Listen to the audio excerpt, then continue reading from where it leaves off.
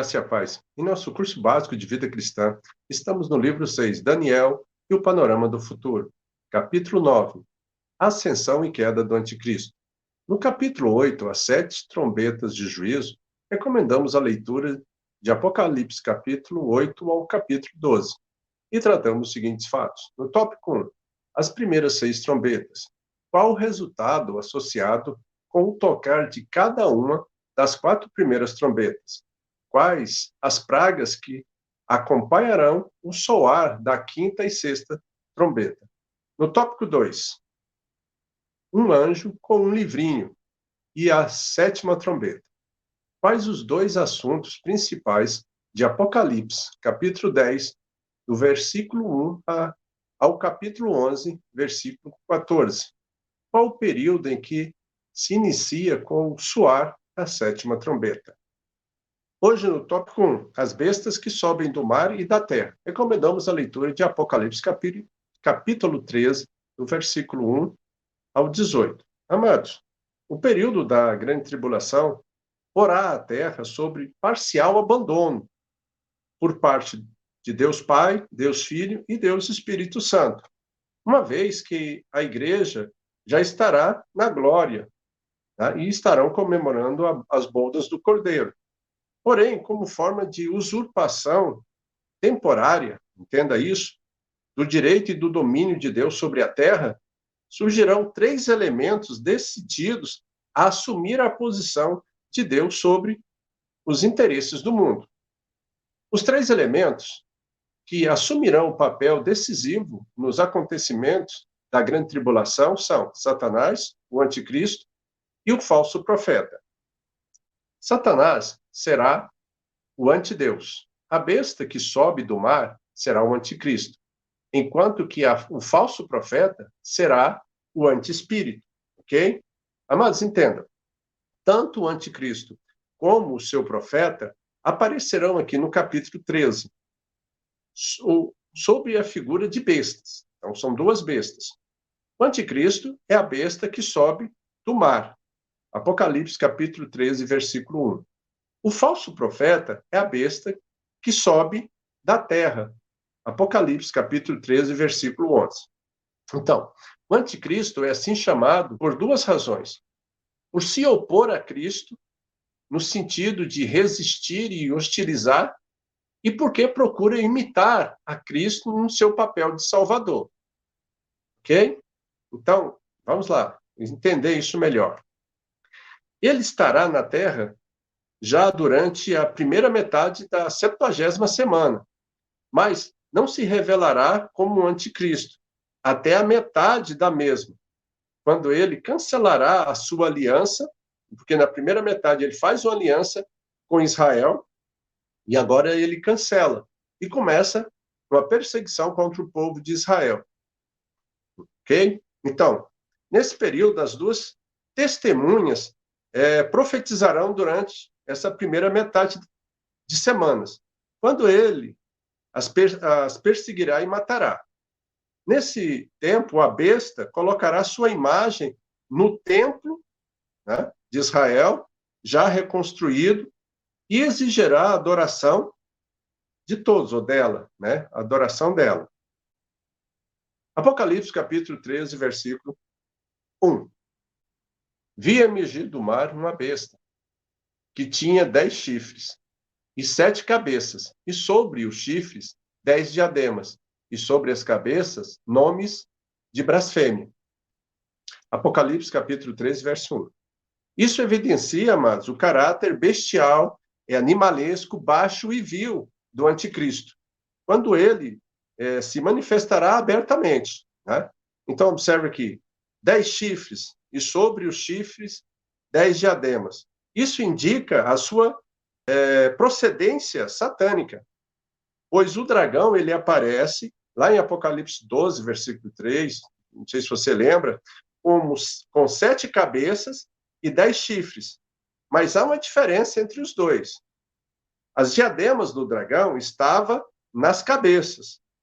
Apocalipse capítulo 12, verso 3. E os da besta estavam sobre os chifres. Apocalipse 13, versículo 1. Desse modo, as diademas do dragão eram 7, e os da besta eram 10, ok? Continuando.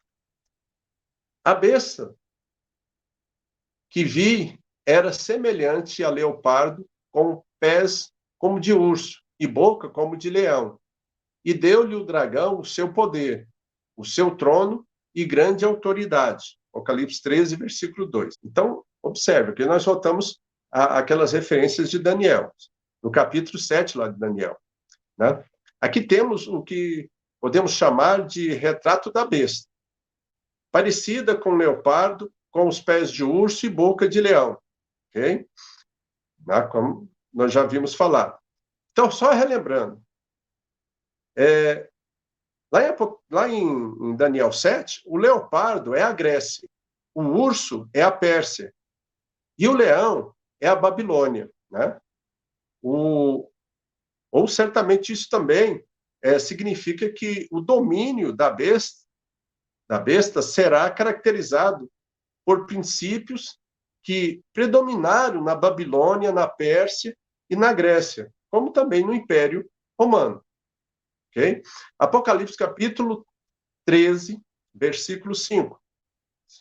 Foi-lhe dado uma boca que proferia arrogância e blasfêmia, e autoridade para agir 42 meses. O domínio da besta, amado, será de 3 anos e meio, 42 meses. Né? Diz o versículo que foi-lhe dado uma boca. A besta terá inigualável habilidade de influenciar as massas à ação com seus discursos inflamatórios. Tem o dom da oratória. Com os modernos meios de comunicação via satélite que nós dispomos hoje. Né? Ele vai alcançar o mundo todo com a sua demagogia saturando de poder do inimigo. Apocalipse, capítulo 13, verso 7. Foi-lhe dado também que pelejasse contra os santos e os vencesse. Deu-se-lhe ainda autoridade sobre cada tribo, povo, língua e nação. Ok? Então, os santos aqui são aqueles que creram no Senhor durante o período da grande tribulação. Nós falamos que teve as duas testemunhas, como nós já vimos, e essas duas testemunhas, elas conseguiram influenciar e ganhar 144 mil judeus que continuaram pregando o evangelho durante a falta da igreja aqui na terra, porque a igreja estava nas bodas do Cordeiro, ok? Então, eles estavam aqui fazendo esse trabalho. Então, esses santos aqui são os que foram, creram e foram salvos durante a tribulação. Então, eles morreram como mártires. A super igreja mundial, liderada pelo falso profeta, matará muitos dos santos. Né? Mais na frente, nós vamos ver isso, lá em Apocalipse, no capítulo 17, versículo 6, a parte A, diz: Então vi a mulher embriagada com o sangue dos santos e com o sangue das testemunhas de Jesus. Né? Então faz a descrição daí. Continuando. Apocalipse 13, 8, parte B. Do cordeiro que foi morto desde a fundação do mundo. Ok? Significa o quê? Significa que cada cordeiro que foi imolado como sacrifício no Antigo Testamento, desde do primeiro lá com Abel, lá em Gênesis, capítulo 4, versículo 4, era uma prefiguração do Cordeiro de Deus, que tira o pecado do mundo, como está dito lá em João, no capítulo 1, versículo 29. Portanto, Cristo e sua obra redentora é o tema central da palavra de Deus, amados, ok? E agora vemos aqui a besta que vai subir da terra. Ela é chamada de falso profeta. E em 3 outros lugares em Apocalipse também ela recebe esse título. Em Apocalipse 16, versículo 13, Apocalipse 19, versículo 20, Apocalipse 20, versículo 10. Então vamos lá, Apocalipse 13, versículo 11. Vi ainda outra besta emergir da terra. Possuía 2 chifres, parecendo cordeiro, mas falava como dragão. Né? Então, só para reforçar aqui, nós já falamos isso, mas só para reforçar. O chifre é símbolo de poder, em qualquer sentido. Tá? Ele descreve poder. Pode indicar aqui o seu poder político e religioso, pois o versículo 13 está dito que ele iria exercer a autoridade da primeira besta e compelir todas as pessoas para a sua adoração. Né? Então, a segunda besta é descrita como um cordeiro, indica o seu caráter religioso, o que é confirmado pelo seu título, o falso profeta. E como nós já vimos, ele tenta imitar o Espírito Santo. Apocalipse, capítulo 13, versículo 12 e 13. Exerce toda a autoridade da primeira besta na sua presença. Faz com que a terra e os seus habitantes adorem a primeira besta. Também opera grandes sinais, de maneira que até fogo do céu faz descer a terra diante dos homens. Né? Então, vamos entender isso um pouco melhor. Então, haverá nesse período, amados, muita religiosidade. O versículo 13 mostra que será um período de muitos milagres. Porém, é bom nós entendermos a palavra de Deus. Lá em 2 Tessalonicenses, no capítulo 2, verso 9, o Espírito fala por meio de Paulo, dizendo: ora, o aparecimento do iníquo é segundo a eficácia de Satanás, com todo o poder e sinais e prodígios de mentira. Ok? O que acontecerá não é cura e nem libertação. É um acordo entre os demônios, mas sempre com o prejuízo do ser humano, que cada vez mais se torna escravizado. É a operação do erro, né? Para que os homens ou o ser humano creiam na mentira, como está escrito também lá em 2 Tessalonicenses, capítulo 2, verso 11. Ok? Então, o falso profeta será, pois, um super líder religioso. Pelos versículos de 12 a 15, vê-se que ele promoverá uma religião universal em torno da primeira besta, né? Para resguardar a primeira besta. Então, o movimento religioso do ecumenismo já está hoje bem configurado por toda parte. Qual o objetivo? Visa unir as igrejas, né, aceitando pessoas de todas as procedências religiosas, bastando, entre aspas, crer em Deus. Tá? Esse é o chamamento, mas o objetivo é outro, como nós estamos vendo. Apocalipse 13, versículo 15. E foi-lhe dado comunicar fôlego à imagem da besta, para que não só a imagem falasse, como ainda fizesse morrer quantos não adorassem a imagem da besta. Então, observe, amados, a imagem da besta falará. Sim, falará como atualmente os demônios falam através dos médios espíritas. Satanás é o autor desta operação. O espírito que foi dado à imagem da besta é apenas movimento e não vida. Só Deus pode conceder e dar vida. Amém? Versículo 16 ao 18. O nome e o número da besta será fácil saber isso pelos o que estiverem aqui. Quando a besta surgir no cenário mundial, número de homem, ok? Então, vamos entender. A besta não será o diabo, ponto. Nem um homem ressuscitado, mas um homem vivendo naqueles dias, personificando o diabo. 3 coisas são ditas dela no versículo 17. Depois você lê lá do versículo 16 ao 18. Primeiro, a sua marca. Segundo, o seu nome. Terceiro, o seu número. E o número é 666. Né? Porque o número 6 é o número do homem. Então, aqui dá uma dízima periódica, porque é o diabo sempre tentando alcançar a perfeição. A perfeição é o número 7, a obra perfeita de Deus. Né?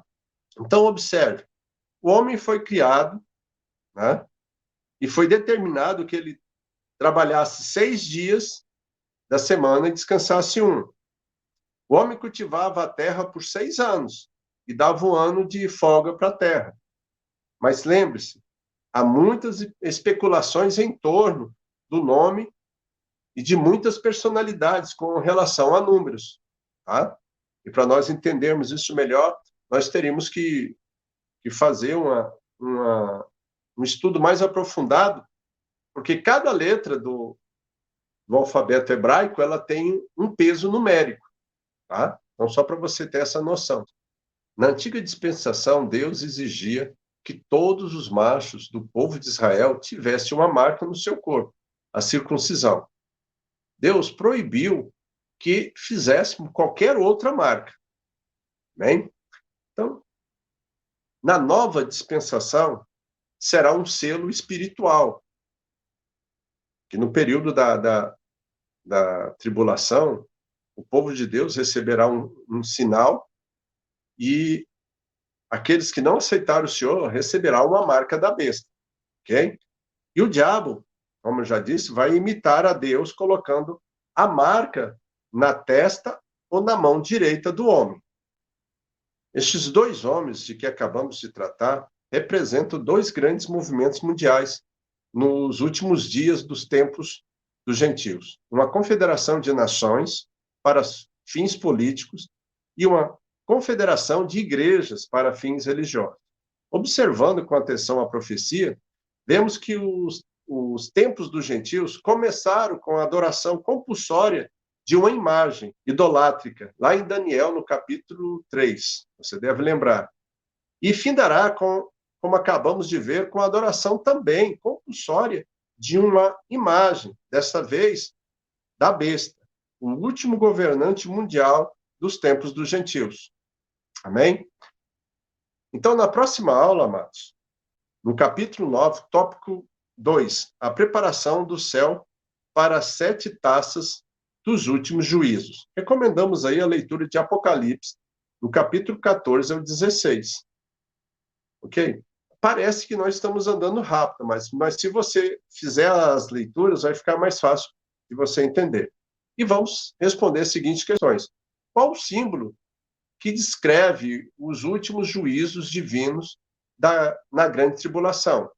Quais os 3 eventos que se desenrolarão na Terra resultante do derramamento das 7 taças? Ok?